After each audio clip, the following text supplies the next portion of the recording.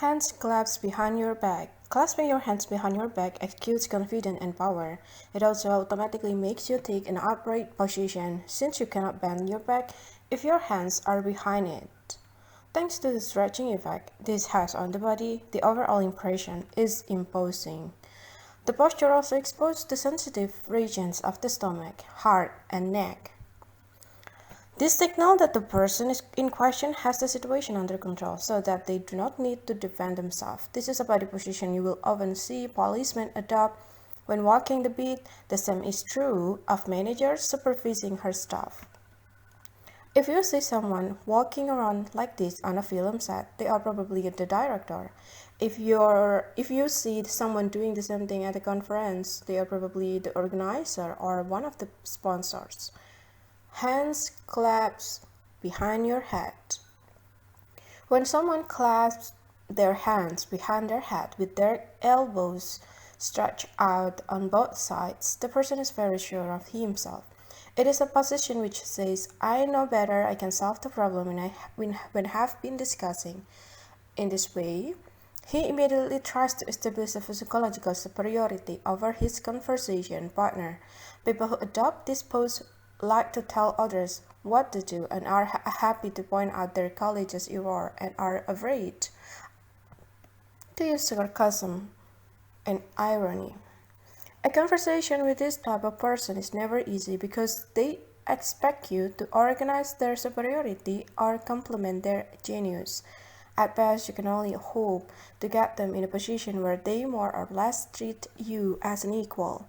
You can do this by trying to take the wind of their sails, for example, by giving them a really complex problem or surprising them with information which shows that they are also capable of making mistakes, and this will make them feel less self-assured, so that the position of their hands will gradually change. Perhaps they will stroke their chin, the gesture of someone thinking when they start to tackle your complex problem, if it is appropriate in the context of your relationship. This is the moment when you should attempt to assert your own control of the situation by putting your own hands behind your head. Of course, some people simply make a habit of putting their hands behind their head.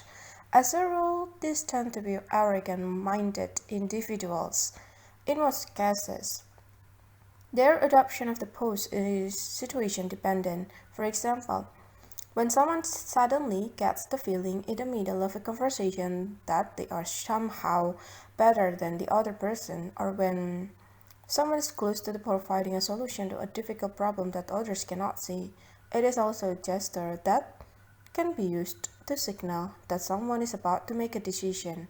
If this is preceded by a number of other positive body movements, the decision will probably also turn out to be positive. Sitting back to front on a chair. When a person sits with her chest against the back of a chair, this can either indicate an attempt to dominate, a desire to take control, or a wish to protect herself against attack. We feel more comfortable if we have a chair as a barrier between ourselves and our conversation partner, since this allows us to adopt a more open position. Having said that, this position can never be completely open since the chair acts as a form of defense. It mimics the way people used to defend themselves with a shield in the medieval times. When we are protected by a shield or a chair, we become bolder and more confident in the way we speak and the words we use. As a result, this position can sometimes be seen as confrontational. When different people in a group start to attack one of the other group members, the target of the attack may turn his chair around and sit in this position, often just before he is ready to counterattack. The back of the front posture gives him more confidence and allows him to place psychological distance between himself and the rest of the group. Other objects can be used to create a similar barrier effect. For example, talking to someone through the window of a car door instead of getting out of the desk that separates the accountant from his customers and the director from her staff. This also explains why some women feel more comfortable when they have a handbag with them. which they can hold in front of their bodies as a form of protection. Setting your feet wide apart. Standing with your feet set wide apart is a position mainly adapted by men. The position, which is often assumed without thinking, can make a strong impression on others. When a man stands like this, the person standing opposite him often imitates his action in order to protect his place in the group, and the same posture can also be seen in young apes who seek to dominate their group. They prefer not to take the risk of being injured in a fight, and so instead of attacking each other, the dominant male spread their feet as wide apart as they possibly can. The ape who can spread his feet the widest is accepted as the leader. You can also adopt the same leg position when you are sitting. When Cassia was a teenager, I regularly sat next to a man on the bypass home who held his legs spread wide apart. One day I suddenly realized that I consciously kept my knees tight together as a result. This made me angry. What right did he have to take more space than anyone else? After that, I tried to adopt the same legs spread posture whenever I could to see if it had any impact on the person sitting next to me, and normally men adopt this position automatically when they sit down without realizing that in this way they are hogging the room. I decided that the best remedy was to adopt the same position before anyone had the chance to come and sit next to me. I tested my idea out on the man in question and it worked. He was obliged to sit in the less dominant position.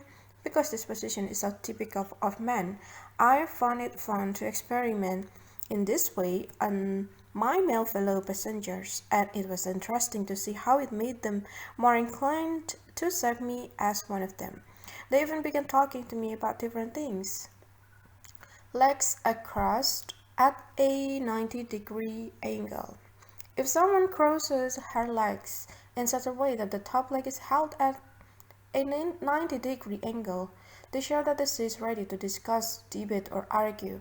And if, in addition, she then puts one hand on her ankle and the other arm on her knee or calf, this emphasizes the strength of the gesture. It is a position that exudes the self-confidence, calm freedom from fear. Sometimes, however, it can simply mean that the person in question feels comfortable with herself and those around her. The correct interpretation will usually depend on the context and the application of our 5 basic principles of body language analysis. Ready to argue. The self-confidence of Berlusconi. Italy's former Prime Minister Silvio Berlusconi frequently made the large sweeping hand movement that characterized people with a self-confident and independent mindset. You can see this, for example, when he defended his country in front of the European Parliament, or in the lecture he once gave the delegates from the Italian police, the Carabinieri, during which he made playful, expensive use of his microphone. These are a good example of the way that large hand movement can make a powerful impression on others. Berlusconi was also an expert in making good use of his hands within the Clinton box.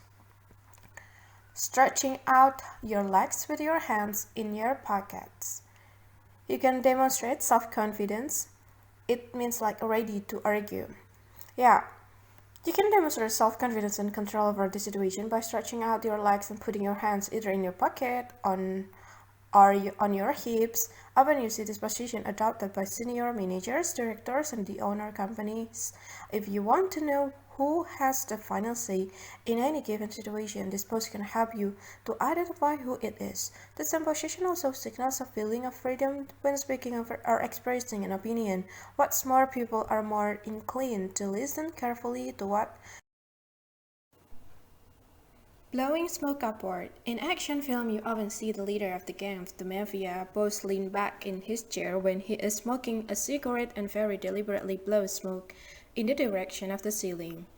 This is an action intended to underline his dominant position. A woman can also do the same thing if she wants to flirt with a man. In this case, she will usually first look him in the eyes and slightly lower her upper eyelids, which are both clear signals that she is interested.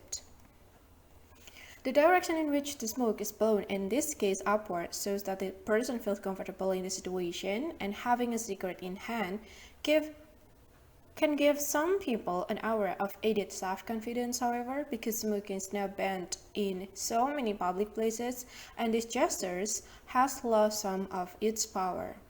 Nowadays, you can often see interesting scenes outside pubs and restaurants where the smokers congregate.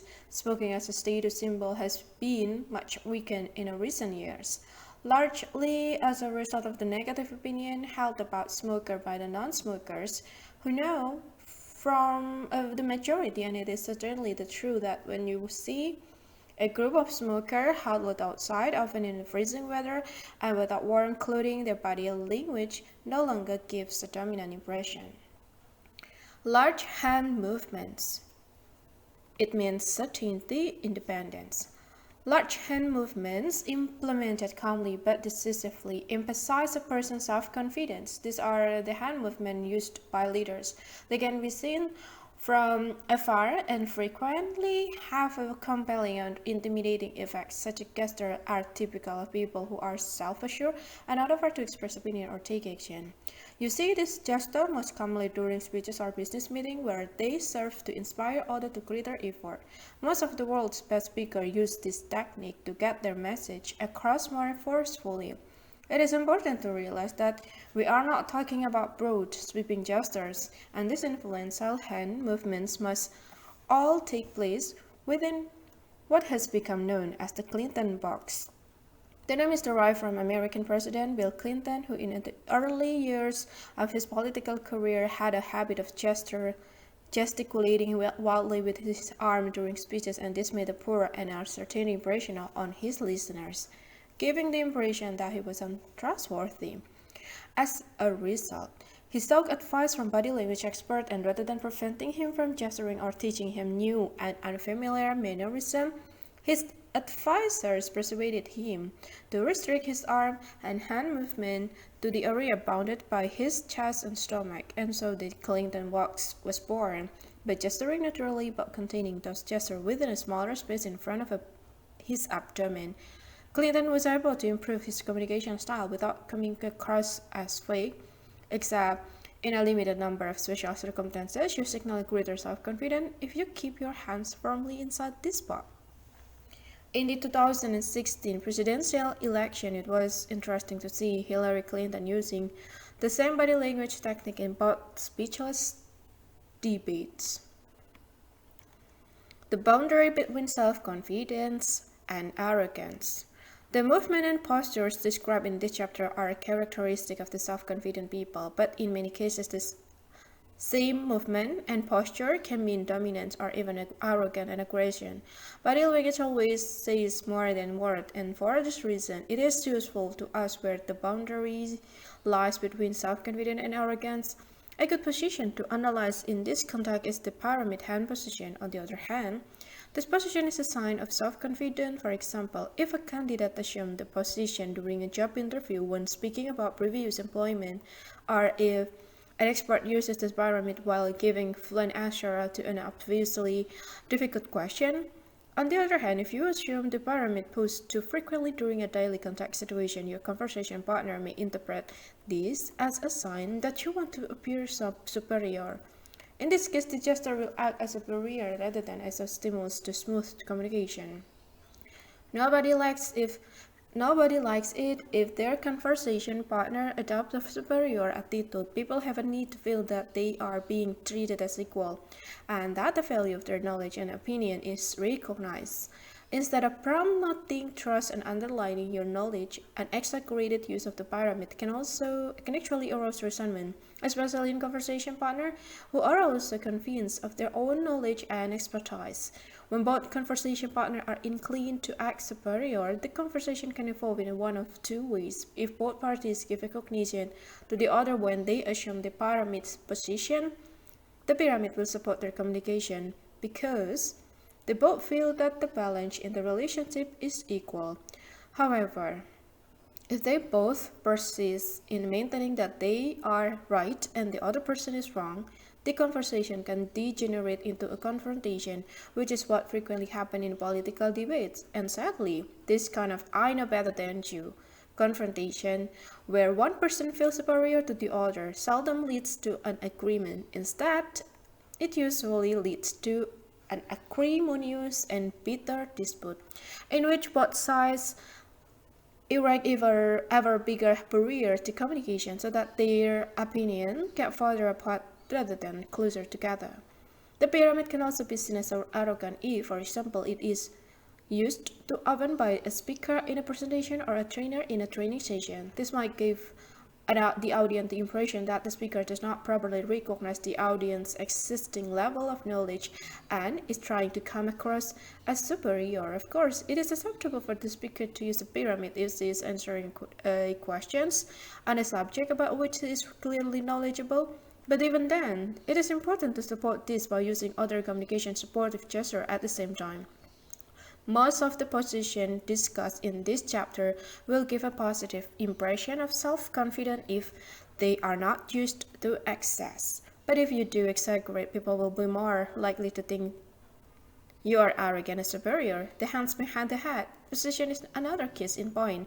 At some moment in a conversation, this can be a signal that someone is sure of something and is having the answer to a problem and the decision is going to make a gesture. However, if we see a person adopt this position with his legs stretched forward and spread wide, and if he otherwise demonstrates a superior attitude throughout the conversation, this will be interpreted as arrogance so that people will no longer find it pleasant to talk with him. A further example of two similar positions can send out very different signals depending on the circumstances, or having your hand on your hips, or having your thumb sticking out of your pocket, and the hand on hip position shows self-confidence, but also implies openness and a willingness to take action.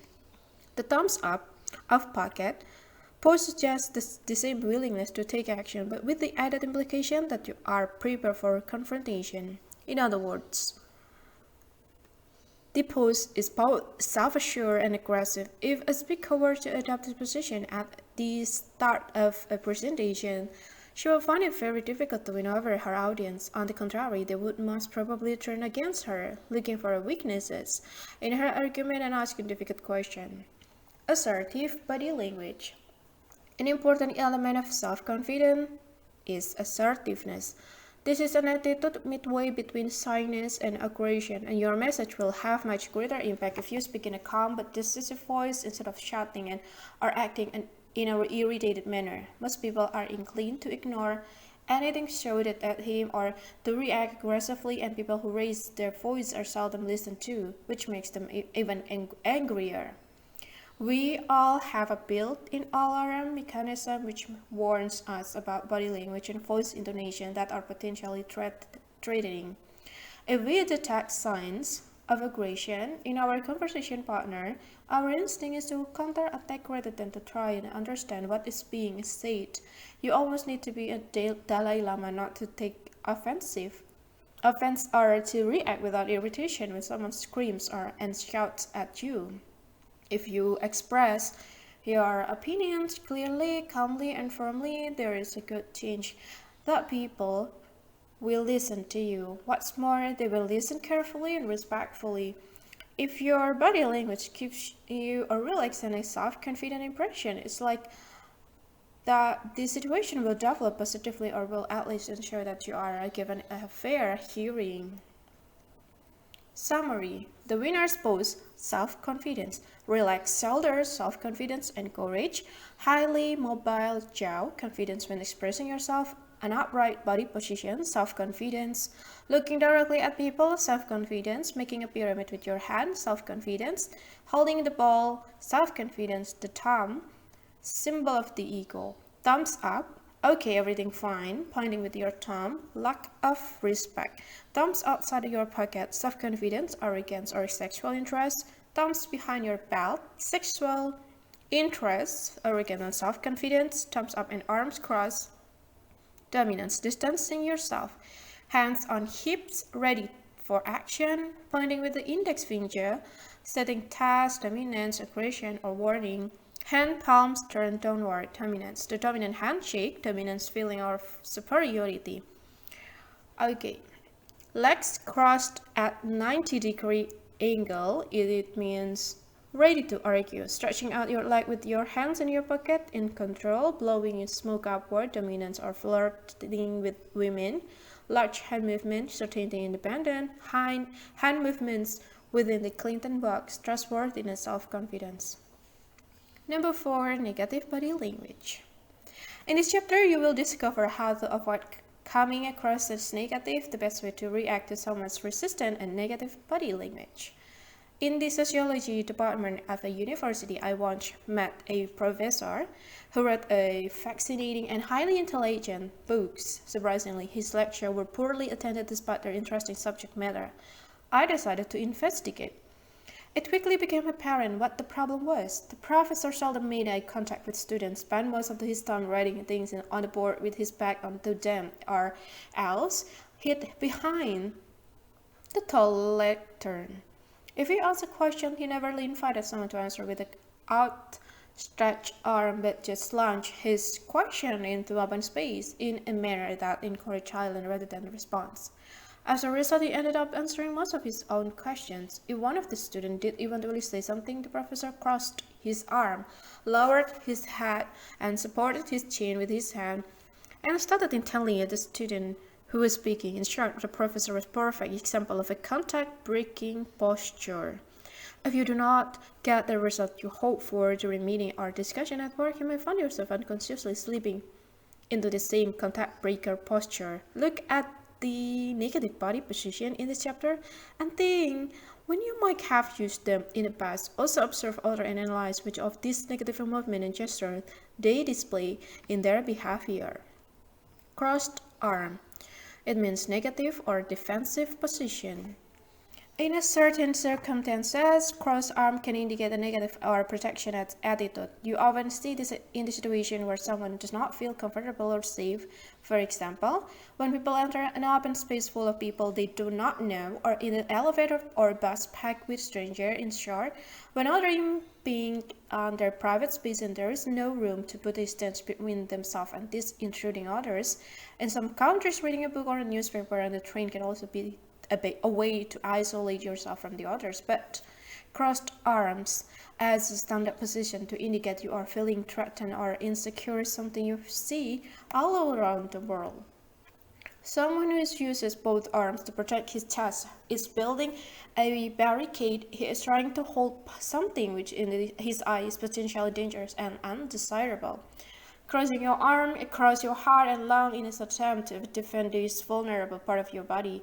It is an automatic response and one that is also been in chimpanzees and other species of primates. If lots of people in an audience begin to cross their arm, this can be a signal that they don't fully understand what the speaker is saying or that they don't agree with what is being said. Many speakers are unable to reach their audience because they fail to see that most of them are sitting there with a crossed arm. Or of course, it is important to make a distinction between those who have their arm crossed all the time and those who cross their arms at a particular moment during the presentation. The more people who cross their arm at the same time, the stronger the signal. But don't forget our third basic principle for interpreting body language and check to make sure that the cause of this collective gesture is not external. For example, because has gotten colder in the room, and the tense of crossing of the arm can also indicate irritating or that someone needs to adopt a defensive position because he feels threatened. Crossed arms are clearly intended to serve as a barrier. Some people cross their arm to hide from an undesirable situation. By adopting this position, they show that a certain part of this conversation is threatening to them or relates to private matter that they do not wish to discuss. You will see a difference in their posture as soon as you change the subject. Crossed arms and balled fists. It means negative and aggressive position, ready for an attack. If the person you are talking has already crossed his arm and then balls his fist, it means that his negative feelings are becoming more intense. When this happens, you need to be on the lookout for signs of nonverbal or even physical aggression. Clenched fists, often accompanied by pursed lips and lower eyebrows are always a sign of aggression and quite literally mean that the person is ready to attack. When this happens, you need to change your strategy and attempt to calm your conversation partner. You can do this, for example, by asking a question. Well, how would you solve the problem? Or by letting him say that what he wants to say. If you ask a question, try to make a question for which you can expect to receive a positive answer as about the solution, not difficulties. Arms crossed and gripping the upper arms. Sometimes people intensify the negative message of their crossed arm by gripping their upper arm. The signal growing tension, it is intended to emphasize isolation and a determination to resist any attempt to open up the arms, the body, and the conversation. The hands can sometimes grip the arm so hard that the finger and knuckle turn a while. At the same time, this form of hugging oneself gives the person concerned greater courage. Crossing your arm can also be interpreted as a sign of stubbornness, as an unwillingness to do something. It is a nonverbal and a firm form of a denial of cost because the person in question is concerned about something or is opposed to something. It is the kind of thing you see, for example, when well-intended friends attempt to persuade someone with fear of hate to be bungee jumping, or when non-swimmers are encouraged to jump in a deep end. In a business context, this position can express that your conversation partner has no intention of changing her mind. Whatever happens, he will refuse to accept the candidate or carry out that task because it is against her better judgment. It shows that come what way, she will continue to dig in her heels. The only way to get her to change her opinion is through a long and calm conversation. Clasp hands. In some situations, it is not possible or appropriate to cross your arm. When this happens, some people resort to secondary gesture and position that carry the same meaning. One of these gestures is with the hand held low. In a clasped position, this indicates a degree of nervousness, insecurity, and a need for protection. Long ago, as 1986, Reebok and Hubbard contended that this gesture created a bad impression for job applicants because it is similar to the gesture frequently used by liars. You sometimes see this in young conference organizers who are better at organizing than presenting. When they nervously introduce their guest speakers, children use this pose when they are ashamed or need to give a talk in a class. One hand grasping the other. Another version of the vertical barrier is one hand grasping the other. This is a light form of the clasped hands gesture. Holding the hands in a way gives the person an added feeling of emotional security, similar to what this experienced as a child when her parent took hold of her hand at difficult or uncertain moment. It is a way to give yourself more courage to create a barrier between yourself and others in a subtle manner. You can often see this position when someone feels awkward because about standing in a group photo, or when people need to give a talk or collect a prize in front of a large crowd. Once again, however, interpretation is everything. If a number of people stand like this in a group photo, it does not mean that they are all feeling nervous and insecure, but rather than they are expressing group solidarity with each other by automatically copying each other's actions. When a person's level of unease and uncertainty is higher than normal, you will often see that he is not only grabs one hand with another, but will also sometimes grabs his wrist or forearm.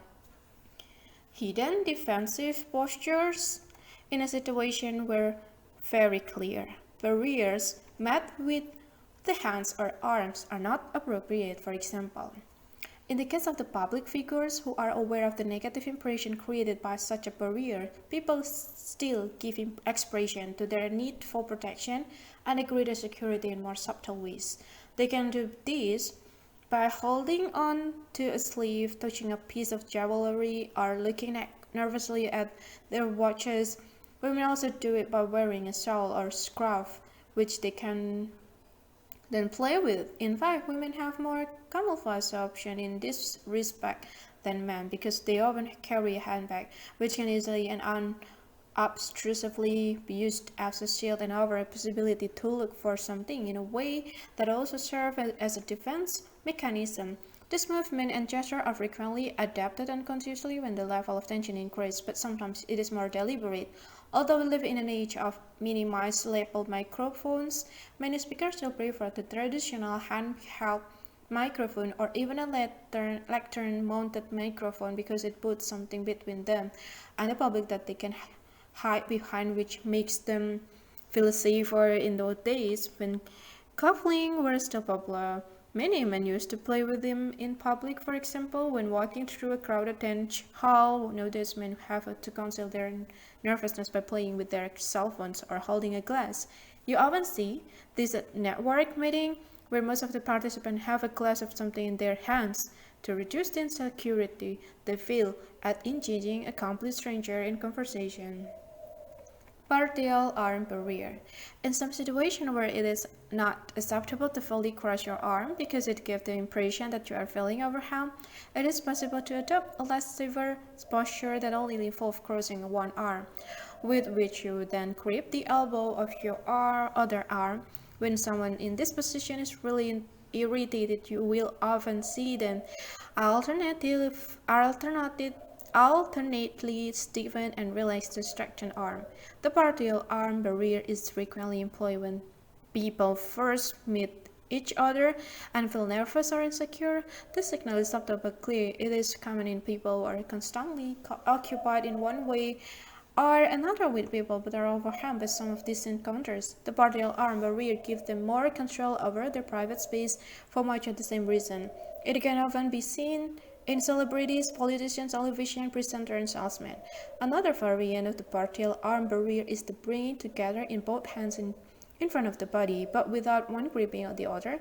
The interpretation of this movement can be confusing because in many circumstances it does not have negative connotation. However, when this position is suddenly assumed in a context that implies defensive behavior, for example, in combination with a step backward, it may express a need for greater protection. To reach an accurate conclusion, it is necessary to apply our five basic principles of interpretation. Gestures accompanying arm barriers. Some of many gestures can precede or simultaneously accompany full or partial arm barrier. This can include dropping your head between your shoulders, averting your gaze, or bowing your head and rubbing your hands together nervously. This movement and gesture all implies shyness, uncertainty, and a need for support. Hiding behind furniture. It means maintaining distance and insecurity. When a child feels uncertain because he is confronted with unknown children, adult or animal, he will hide behind his parents, like hold onto them tightly and watch to see how things develop from this position of safety. As we get older, we learn to control our body language better and make use of other barriers instead, such as our own legs, our hands or arm, objects, and pieces of poor furniture. In the previous chapter, we talked about how the body can be protected by the back of a chair or the door of a car. Assuming this position allows us to feel safer and to speak with more confidence in some cases. Using fixed objects like a chair, table, or other pieces of furniture as a form of barrier between you and others can help you to overcome nervousness and tension. It is easy to see the difference between the posture of a self-confident speaker sitting firmly against the back of the chair and a bronze-hip speaker who sits on the edge of the chair, gripping the armrest tightly. You need to remember, however, that no matter what you are feeling inside, hiding behind furniture always serves as a barrier to effective communication. People like listening to the other less in these circumstances. This leads to situations like the one we described at the beginning of the chapter, with the professor who has unable to attract the attention of his student because he isolated himself behind his lectern. Without his protective barrier, he would have been able to engage far better with the people he was supporting to be teaching. Covering the mouth. Some people hold a hand close to or in front of their mouth while they are speaking. Sometimes they add a little false cough as a kind of justification for this movement. In extreme form, people even push their lips together tightly. This is a protective gesture designed to conceal doubt and a lack of self-confidence from others. Paradoxically, by doing all this, they actually create a negative impression. What's more, they require their conversation partner to work harder to listen because in this position, they speak less clearly and less distinctly. Of course, this makes it much more difficult for them to get to their message across. A sudden movement of the hand toward the lips is often the first signal that someone is about to stop speaking. It is possible that the person is momentarily confused or has a head is rushing to black out so that she no longer knows what to say. Covering the lip with the hand in this way can also mean that the person has said something she did not intend to say. It is almost as if she was to push the word back into her mouth or to punish her lips for letting the word slipping out in the first place. Putting your fingers or objects into your mouth. Putting your finger or some other object, a pen, an arm of your glasses, and etc., into your mouth hinders contact with others because the object represents a form of barrier which diminishes the trust of your conversation partner. This has been confirmed on several occasions by independent research, including O'Hare, Cody, and McLaughlin in 1981, and O'Hare and Cody in 1983. Like covering the lips with your hand, putting something into your mouth that prevents your conversation partner from following the movement of your lips can cause irritation. This will also result in you talking with more frequently and less clearly. Dropping your head between your shoulders. Another movement that weakens contact with others is it's attempting to hide or protect your head by dropping it down between your shoulders.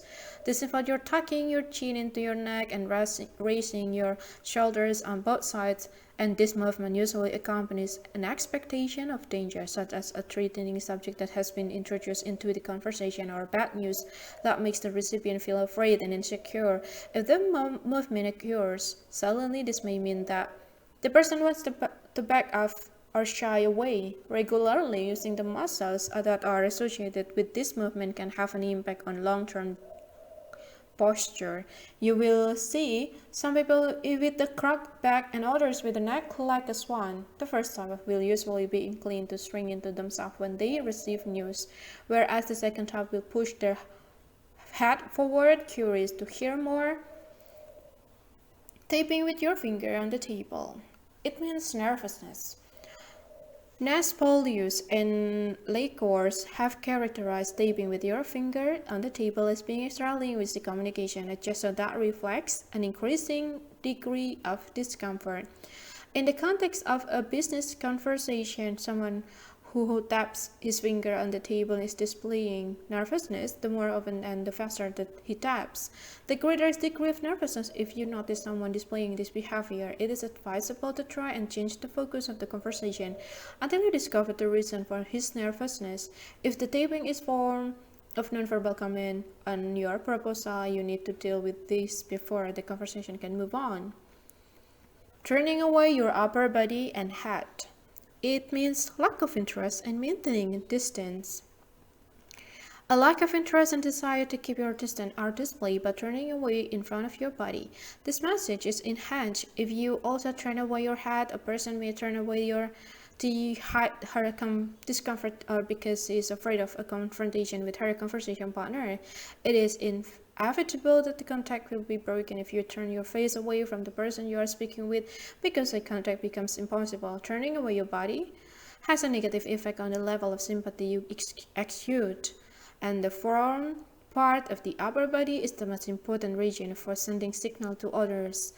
If the navel and the shoulders are pointing in a different direction, that person's attention will unconsciously be focused elsewhere.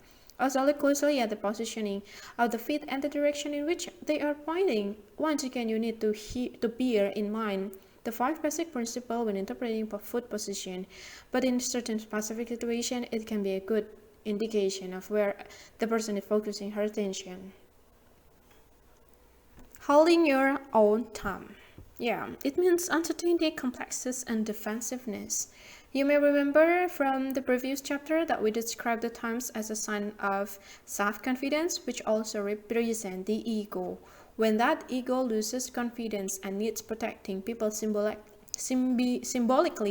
conceal their own thumb. Holding your thumb in the fingers of the same or other hand gives the impression that you are worried or uncertain, or that you suffer from complexes and have a defensive attitude. Putting your hands in your pockets.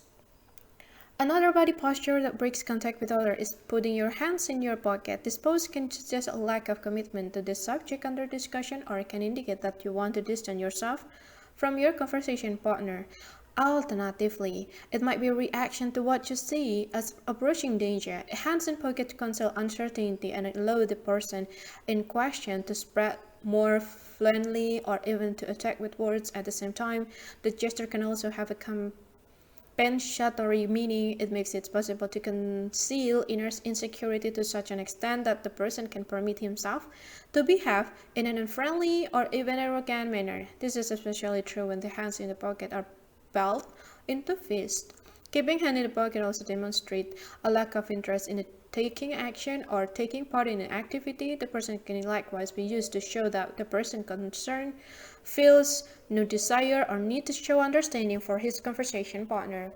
On a more positive note, hands in pocket can sometimes be a sign of relaxation and openness in a conversation between two people who have positive attitude toward each other.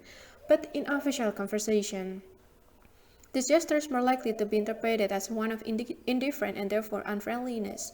When the hands are clenched and suddenly thrust into the pocket, this can signify conscious breaking of contact with the other person prior to launch the counter argument, giving a stop signal with your hand.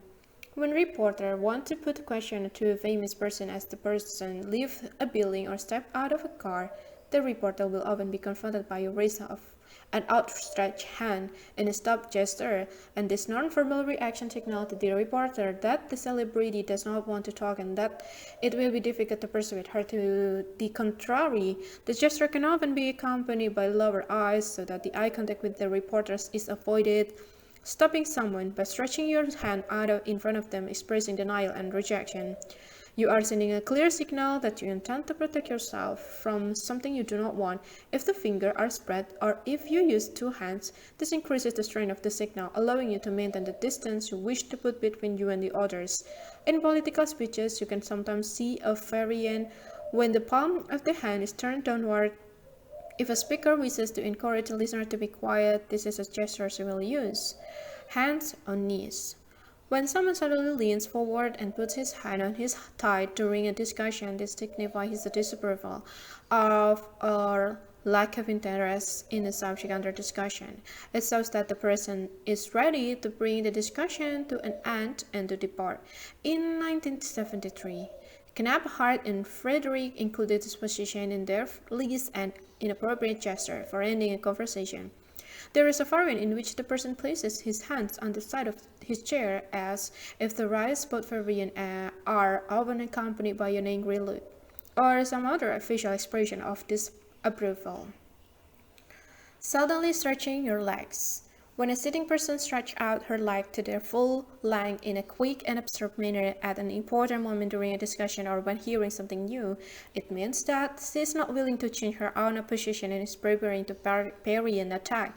If this is accompanied by crossed arm or by a backward movement on the head with a stiffly held neck, it emphasizes the level of resistance to what has been said, and they are ready to react actively against others or even move on to the attack themselves. Hands on hips. It means aggression and dominance. As mentioned in the previous chapter, placing your hand on your hips can be a signal that you are ready to take action. It is a self-confident gesture that indicates a desire to make progress. However, in other situations, it can be interpreted as a signal of aggression. It is a bit like when a peacock spreads its feathers, trying to intimidate rivals by making itself seem bigger than it is. If someone gives the instruction with hands on hips, and this underlines what he sees as a dominant position, when someone receives instruction in this manner, it can cause irritation if the recipient does not regard himself as a subordinate. If a man uses the hand on hips pose in the presence of a woman, It means he is trying to impress her with his masculinity in a way that he has a clear sexual undertone. The index finger of lying politician. It is an interesting phenomenon that people in the public eye who lie tend to use more aggressive gestures. They seem amazed when anybody dares to challenge or question them, influenced by the emotion that always accompanies lying in front of a large audience.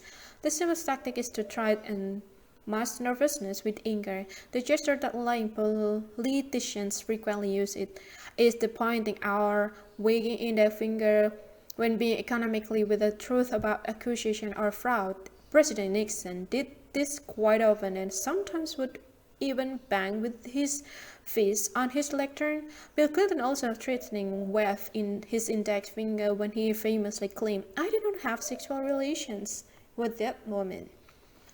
Pointing with their index finger. It means aggressiveness. We describe in chapter 3 how pointing with your index finger is a sign of dominance or of an intention to warn or chastise. It can also have a contact breaking effect because it unconsciously generates a negative reaction in your conversation partner. Waving your index finger around during a discussion will soon arouse hostility and animosity. When your position of authority does not give you the right to behave in this way, the people you are talking to may feel insulted and respond aggressively. Watch how many wave index finger you can see in the heated contrast of political debate. The same is true when couples argue. If applied too often, the use of index finger can also have a negative impact on children, since it creates a distance between parent and offspring. The child may feel unloved and unaccepted, and the impact of this gesture can be strengthened by balling the maintaining finger of the hand into a fist. The tighter the fist, the more negative the gesture becomes. An additional level of negativity can be aided by waving your finger rhythmically backward and forward in a threatening manner. This is the kind of gesture a headmaster might make it when one of the his pupils has done something seriously wrong. When this happens, the pupil will probably lower his head and feel pretty uncomfortable because the finger is unconsciously associated with so many negative connotations. We advise against using it to point at things on the board during your lecture or presentation. It is much better to indicate things with the wave of an open palm, and this may require a bit of a practice since most of us are used to pointing at things with our finger. However, this difference for your viewers is significant. They will find your presentation more enjoyable and will pay you more attention if you use the open palm. Lowering the head and putting on a puzzled expression. When a person lowers her chin and looks at someone in a way that allows this someone to see the white under the pupils of her eyes, this indicates negativity, criticism, or an aggressive attitude. A variation involves narrowing the eyes and furrowing the eyebrows. Both expressions promise trouble ahead if they are used in response to a proposal that you have just made. This means that your approach has not created the necessary degree of confidence in your conversation partner. Rather than carrying on in the same way, it is wiser to try a different tack. For example, you can put forward different argument or ask why the other person is so resistant to your ideas. Your aim should be to try and elicit more positive signals such as an open stance, a forward-leaning body, a genuine smile, or a contemplative sideways look, moving the head back but keeping the neck rigid. If someone moves his head backward but at the same time keeps his neck stiff, it means denial or rejection. You should be prepared to expect counter-argument to what you have just said. Pulling your head back in this way indicates a wish to distance yourself from your conversation partner and his point of view. Holding the neck rigid underlines your strength of feeling. In this respect, the neck is an important part of the body for showing how flexible we are prepared to be. People with a stiff to tense neck tend generally to have a stiff and flexible idea so that they are less open to new ways of doing things and adjust less easily to the opinions of others. Dropping the head between raised and tense shoulders. Pulling down your head between raised and tense shoulders demonstrates a desire for protection, whatever the circumstances. You can see this, for example, when someone in a moment of temporary insecurity cries out, "I really don't know what to do." If the situation is not threatening, the shoulders will soon relax again and return to their normal position. If, however, the person needs to think seriously about how to react, the shoulders will remain tense, with the head tilted down. According to Harbour 1985, people exhibiting this behavior are more likely to agree to a sabotage or a proposal, raising the head to the horizontal. If someone is making us nervous or surprises us with a proposal to which we cannot agree, we often raise our heads quickly into a horizontal position so that we can look directly at our conversation partner. This indicates that the conversation is entering a confrontational phase and that our resistance has been triggered. Our head is like a control tower, and if we become aware that something is not right, we hold it at an angle so that we can see the source of the problem more clearly. Angling the chin upward. When you angle your chin upward so that your head is slightly tilted back, display your neck rather than the jugular vein. This is a sign that you want to compare yourself with your conversational partner. It is a signal that says you feel superior. By exposing your vulnerable neck, you show that you have nothing to fear. As a result, this pose is often experienced by others as an expression of arrogant self-confidence, and you will see this, for example, just before a street fight, with both sides wishing to establish their superiority before the punching and kicking start. The pose is often accompanied by the elongated extension of the body, with the chest pushed forward and hands on hips. If someone reacts to you in this way during negotiation, this is not a good sign. Arrogance confrontation. Supporting the head. It means bored and negative attitude. When someone tilts her head to one side and supports it on her hand, this is generally a sign that she is feeling bored, and the more she tilts her head, the more bored she feels. Consequently, this is a signal that implies criticism or a negative attitude toward what is being said. Variation on this them include supporting your head with all your fingers on both cheeks or with your thumbs under your chin. Crossing your legs. It means negative assessment. Suddenly changes his position and crosses his legs. This is probably a nonverbal reaction to what he just heard, saw, or thought. Similarly, if a person who usually sits with his legs alongside each other suddenly crosses them at a crucial moment in a conversation, this can signify nervousness, resistance, or defensiveness. This position has its origin in prehistoric times and is intended to protect the genitals. However, it is important to remember that crossing the legs can also signify other things. In certain circumstances, it can indicate shyness or modesty. For example, when someone in a subordinate position feels he can learn something from someone more senior, or perhaps when watching a presentation or a training course. Alternatively, it can simply be a useful position when we want to put something on our knees so that we can take notes during a lecture or seminar. In women, crossed legs do not in general have this negative association simply because they have been taught to adopt this pose since childhood, especially when wearing a dress. As a result, it has become a habit, even when wearing a trousers. Rather than an expression of something, however, it can have significance if the crossing of the leg takes place at a specific moment in response to a particular situation. Arms and legs crossed. It means creating distance, negative attitude. When a person suddenly crosses both his arm and his leg, this indicates his wish to distance himself from the conversation partner and exit this discussion. All efforts to re-establish contact are likely to fail in the face of this double barrier. For some reason, this person either has no interest in what is being said or else has a completely different opinion which he is not immediately prepared to reveal. If you are faced with this reaction, all you can do is change the subject to something that is like to elicit a more positive response. Asking a question that you know will get a favorable answer is one way to reduce resistance so that you can then try to get your conversation back on track. Legs horizontal at 90 degrees. It means ready for confrontation or argument.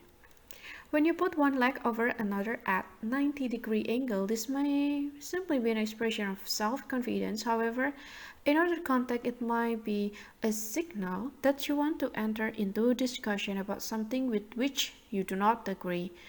In this sense, it is a pose often seen immediately before argument between men. Women are more likely to demonstrate their intention to argue in a different way, and the signal sent by this position is intensified if the person also takes hold of the horizontal leg. This is a sign that he will defend his own opinion stubbornly and will not easily be convinced to the contrary. In this way, the positive message of self-confidence is transformed into something negative. Crossed ankles. It means defensiveness, like something to hide.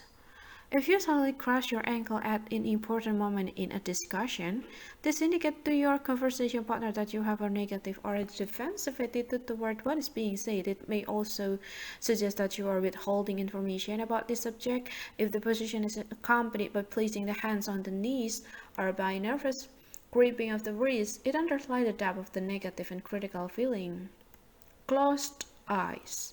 It means creating distance and lack of interest. Closing your eyes generally means that you don't want to see something if you have no interest in what is being said, but your conversation partner persists. You might perhaps close your eyes for a longer than normal period of time so that you don't have to look at her. You can also see this if you watch someone examining newcomers as they enter a room.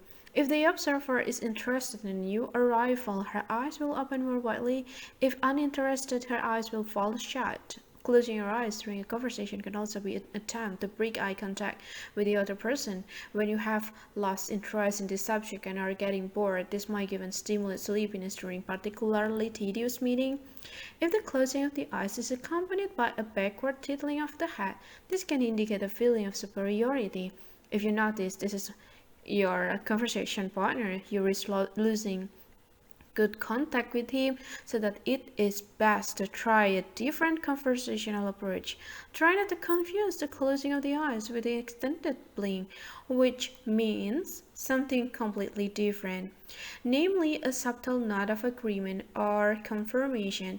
You can notice the difference in the slower speed with which the eye closes, but don't forget to apply the 5 basic interpretive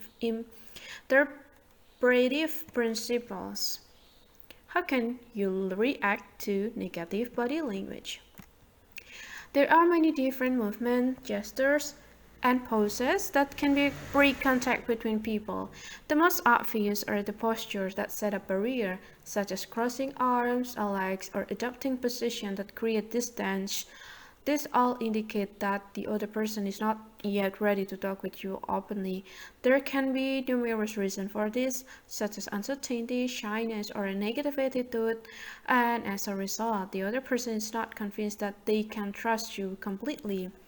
In these circumstances, it can help if you respond with more positive body language. However, you must also remember to check that you're not using body language that suggests too much self-confidence or even arrogance. It is quite possible that you are also creating barrier in this way without being aware of it. If this is the case, correct your body language and relaunch the conversation. A second type of negative body language involves the gestures that suggest aggressiveness. This include pointing with the index finger, placing hands on hips, and raising the chin. Gestures of this kind of inevitably lead to confrontation. If your conversation partner displays too many signs of aggression, ask him if you have said or done something to offend him. Sometimes a simple apology is enough to get your conversation back on track. Once again, it is possible that your own body language unconsciously projects superiority or arrogance, so that it is hardly surprising if the other person responds in the same negative way. If none of the above is applicable to your conversation, you may be forced to conclude that the person beside you is simply negative by nature. If you don't have to talk to her, then do not. But if you do have to talk to her, try to change the context of the conversation, perhaps by looking for a different location or changing the subject to one where you know you have more in common. 5. How body language reveals emotions. In this chapter, you will discover how the body reveals specific emotions and what body language teaches us about relationship. During a discussion with an HR director about body language training for her management team, Patrick noticed that the director's body language was very open and positive. That could indicate, in fact, it did indicate, that she was positive about our proposals. She certainly had an open approach toward our project, and the situation changed completely when the CEO entered the room. It was as if the HR director was petrified. Her shoulders danced, her voice became quieter, and she began to play with her hair. It was clear that she was afraid of her boss. The type of action and gesture she used during the conversation with him gave clear information about the nature of their relationship. The relationship was based on subordination and dominance instead of trust, open partnership, and the free exchange of opinions. The behavior of the CEO did not indicate a dominant personality, but he clearly wanted to create distance around his person. He did not allow others to read his thoughts. If you analyze the situation closely, you could tell much more about the emotion and relationship of this man. Even a superficial analysis allowed us to learn much about the kind of emotion he engendered in his HR director and therefore about the structure of the company. Nodding yes. The confirmatory note dates back to the Middle Ages. In many cultures, the short downward bow of the head is a sign of respect. In our daily conversation, it shows that we respect and we accept and agree with what the other person is saying. There are, however, a number of exceptions, like in Bulgaria, where nodding in the head actually means no, and in Japan, where it means that someone is listening carefully but not necessarily agreeing. In Western countries where we are more used to showing our feeling openly, the confirming note of the head signals approval, especially when it is accompanied with a smile. If someone nods their head, it can also signify enthusiasm about what you are saying. As long ago as 1989, Ramlin and Jones emphasized that showing a positive reaction of this kind to the words of your conversation partner helps to support a good communication. In business contexts, it can be useful to keep an eye out for the confirmatory nods of the person you are talking to. The first nod of the head generally gives a genuine answer, even if it is all followed by a no shake just a moment later.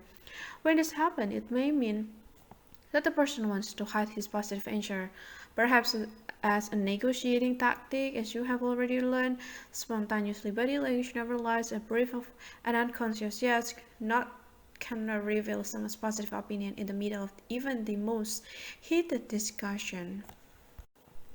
Shaking no. When a baby is no longer hungry, it shakes its head. Rotating the head from side to the side on the neck is the easiest way to indicate no in situations of this kind, which is why the movement has acquired the meaning of refusal or denial in most cultures. The same movement can also be used when we experience the emotion of amazement when something unexpected happens or our conversation partner surprises us. However, when analyzing this gesture, it is crucial to remember our five basic interpretive principles, because in other circumstances, shaking the head can have a different meaning or is a simple way to emphasize the emotion that a person is experiencing. Putting objects or fingers in your mouth. It means uncertainty in need of safety. In a previous chapter, we discussed how putting things into your mouth can be a sign of insecurity. However, this gesture can also occur when someone is being put under pressure or puts herself under pressure. When we were young children, we were given a pacifier to put in our mouth to make us stop crying. A pacifier symbolizes a feeling of safety. This explains why some adults still find it comforting to put something in their mouth at a difficult moment. They do this unconsciously to feel safe. Putting your finger in your mouth is an outward expression of an inner need for safety. But it doesn't have to be fingers. Cigarettes, pens, and the armful of glasses can all serve the same function. Playing with your hair, it means shyness and is seduction in women. Touching your hair with your hand can be a sign of shyness or unease. This is not a modern habit and can be observed in many alt cultures. Today, you might see it, for example, when a manager is leading guests around her company for the first time and is not sure how they are going to react. The same is true about someone who is introducing a new project at an important meeting. In a different context, women might play with their hair to attract the attention of or express their interest in a man, especially when it is accompanied by a seductive look. Stretching your head. It means with the right hand, lack of knowledge in need of help. Stretching your head can be a sign of fear or uncertainty about something you want to say or do, particularly if you stretch with the right hand. By stretching your head with your right hand, you show that you don't know the answer to something and need to help. If you make the same gesture with your left hand, this indicates that sooner or later you will probably find the answer on your own. In other words, left-handed stretching signals temporary uncertainty rather than a need for help. Rubbing your chin. It means reflection and insecurity. In certain situations, rubbing your chin can be a sign of insecurity. For example, when someone giving an answer is uncertain about the impression he is making on his listeners. You see the same gesture when someone who needs to give a decision is reflecting over the proposal that has just been made to him, and in these circumstances, being on the lookout for other signals that can indicate either a positive or a negative response.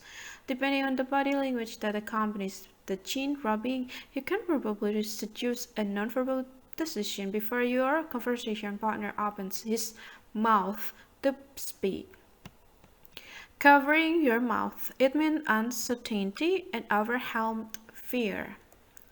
As we saw in the previous chapter, covering your mouth creating a barrier to communication.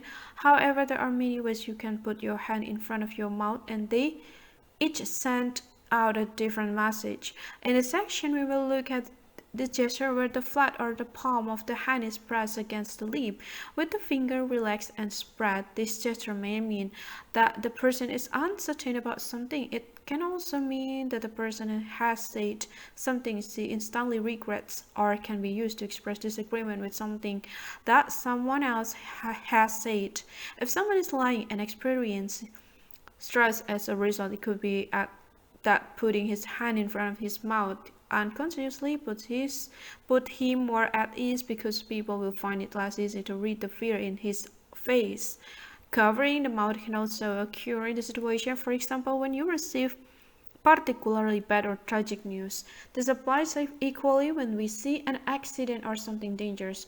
The timing, the positioning, and the manner of placing the hand will allow you to distinguish between the gesture's different meanings.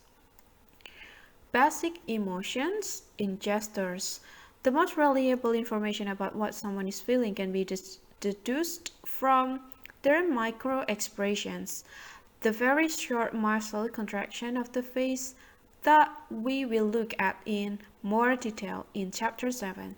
The special category of facial expression gives us information about the 7 basic emotions, which mainly have their origin in our limbic system. You can often observe them before they are rationally made conscious, and traces of these 7 emotions can be detected in the following body language signals. Happiness. Gestures that express enthusiasm, such as rubbing the hands together or energetically nodding the head, Discuss avoiding gestures such as putting your hand in front of you or turning your body away. Condemn gestures that express exaggerated self-confidence or arrogance, like putting your hands behind your head, lowering your chin, or tilting your head backward. Anger gestures of aggression such as belt, fist, or hands behind the back. Fear gestures the battery and uncertainty such as handshaking or dropping your head between your shoulders. Sadness gestures that create distance or show that a person wants to isolate themselves, such as stiffly held, defensive postures, the avoidance of eye contact, and etc. Surprise, sudden movements that focus concentration, such as rapid blinking of the eyes or bending the body forward so that you can see better. Lowering the eyes, it means uncertainty and shyness. When someone feels sad or stupid after they have said or done something inappropriate, they will spontaneously lower their eyes, as if they are looking at the floor. This expression and a feeling of uncertainty and unease, during which they no longer want to look their conversational partner in the eye. This breaking of eye contact can also occur, for example, when a junior member of staff unexpectedly meets the big boss. By watching closely for this eye movement, you can learn a lot about the status of different people within a group. Slouching. It means lack of motivation. If someone hunches their back at the given moment, this may signal a lack of motivation for further contact. This may reflect negative emotion toward the conversation partner, and particularly if the slouching posture is accompanied by a severe look and a lowered head. If you want to react forcefully to this kind of superior body language, you can counter the slouching by pushing your own chest forward. Shoulders back. It means openness, attention, and interest. The opposite of slouching is pushing your shoulders back so that your chest is pushed forward more visibly. This signals greater openness for contact and a willingness to listen with interest and attention. You often see this in the street when a person meets someone they obviously like. Pushing your shoulders back display enthusiasm and positive feeling. Dropping your head between your shoulders. It means fear in need of protection. We look at this in the previous chapter. Like a tortoise withdraw its head into its shell when it is afraid. Some people try to lower their heads between their right shoulders. The tense shoulders protect the neck, revealing emotion that generate a feeling of fear and a need for protection. When someone tenses their shoulders in this way, it can also mean that they want to isolate themselves or distance themselves from the situation. This allows us to see that they are not interested in a further conversation. Perhaps they feel overwhelmed and need some time to recover their composure. You can also see the same posture in some people with depression. On the other hand, it might just mean that the person is sad, because grief is a cold emotion during which there is little energy circulating in the body. Fear is also a cold emotion, one that can give us goosebumps. In contrast to the warm emotion of anger, which makes us red in the face. Letting your shoulders sag. Surrender and weaknesses. Letting your shoulders sag is a sign of surrender and weaknesses. You can see this, for example, when a salesman has to report to his boss that he has just lost a major customer and knows there is nothing he can do to win that customer's back. Clasping your hands. It means frustration and uncertainty. We earlier discussed clasping your hands as a sign of frustration in some contexts. It can also be a way to hide your unease. For example, during an important interview or when you are worried about something, it can also conceal a negative attitude. You can interpret this position in different ways depending on the context and the situation. For example, someone might rest elbow on the table and hold her clasped hands in front of her face, or the clasped hands might be laid on the table or held under the stomach. Whatever the position, the more white you can see in their knuckles, the greater the feelings of frustration. Rubbing your hands together. It means fast, good for everyone, slow, good for yourself. A soccer player will rub her hands together when she sees a teammate about to take a penalty shot and expect a positive result. A car salesman will rub his hands together with a customer who agrees to buy a new Mercedes. In these different contexts, the speed with which the hands are rubbed is significant. If someone rubs his hands together quickly, this is good for everyone. We will all be pleased with the result. If, however, the car salesman only expects the result to have benefit for himself, he will probably rub his hands more slowly. This is the gesture you can often see used by the baddies and the old films and cartoons while they are daydreaming about their next evil plan. Gripping your wrist. It means frustration and self-control. Gripping your wrist is a sign of frustration and an effort at self-control.